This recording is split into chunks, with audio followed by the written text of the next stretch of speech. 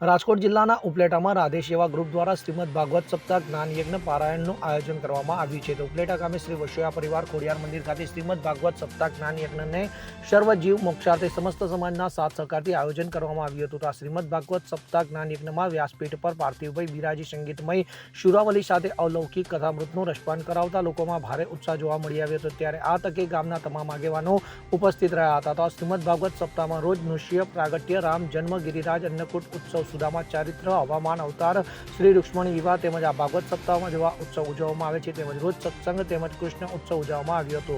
શ્રીમદ ભાગવત સપ્તાહમાં ગામના ધર્મપ્રેમી જનતાને કથાનું રસપાન તેમજ મહાપ્રસાદનું પણ આયોજન કરવામાં આવ્યું હતું.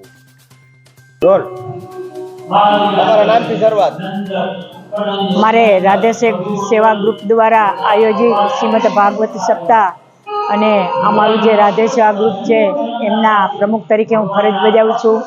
અમારી 15 બહેનોની ટીમ છે અને અમે જે આ કાંઈ કાર્ય કરીએ છીએ નિસ્વાર્થ ભાવે કરીએ છીએ. એમાં અમારો કોઈ એવો સ્વાર્થનો હેતુ હોતો નથી અને આ બધું અમે બહેનો સંચાલિત જ કરીએ છીએ.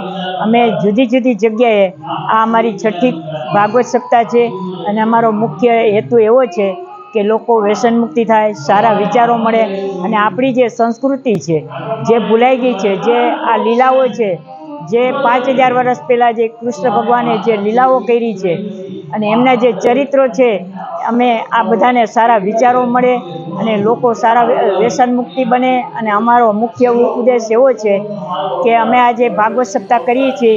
એક અમારો એવો સંકલ્પ હતો કોરોના વખતે કે અમારે આ રીતે 1 નહીં 2 નહીં પણ અમારે 11 ભાગવત સપ્તાહનો સંકલ્પ છે. આ અમારી 6ઠ્ઠી ભાગવત સપ્તાહ છે અને આવતા દિવસોમાં અમે 10મી અહીંયા પૂરી કરી અમે આજુબાજુના ગામ છે અમે કોલકી પણ એક કરી અને ઉપલેટાના જુદા જુદા વિસ્તારોમાં અમે એવી રીતે સમાજ રાખી અને જુદા જુદા જે લીલાઓ છે, જે કૃષ્ણ જન્મ છે, વામન જન્મ છે, રૂક્ષ્મણીના વિવાહ છે, એવી રીતે અમે આ જે આપણી જે સંસ્કૃતિ છે એમની જે પરંપરા છે એ મુજબ અમે ઉત્સવ ઉજવીએ છીએ.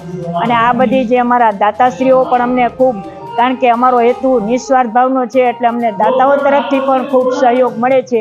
એવા અમારા જે દાતાઓ છે એમને પણ અમે ખૂબ ખૂબ એમનો પણ આભાર માનીએ છીએ. અને આજે જે અમારે આવતીકાલે અમારા રૂક્ષ્મણી વિવાહ છે, આજે અમારે 56 ભોગ અને અન્નકોટ 56 ભોગ અને ગિરિરાજ પૂજનનો આજે અમારે ઉત્સવ છે. એવી રીતે અમે જ્યાં લીલાઓ છે, જે ચરિત્રો છે, લોકોને સારા વિચારો મળે, વ્યસન મુક્તિ બને, એ જ અમારી રાધે સેવા ગ્રુપની એક અમારી અભ્યર્થના છે. રાધે રાધે, જય શ્રી કૃષ્ણ, રાધે રાધે. સરફરાજ કોડી સાથે CN24 ન્યૂઝ ઉપલેટા. હવે જુઓ દેશ દુનિયાની તમામ ખબરો તમારી આંગળીના ટેરવે.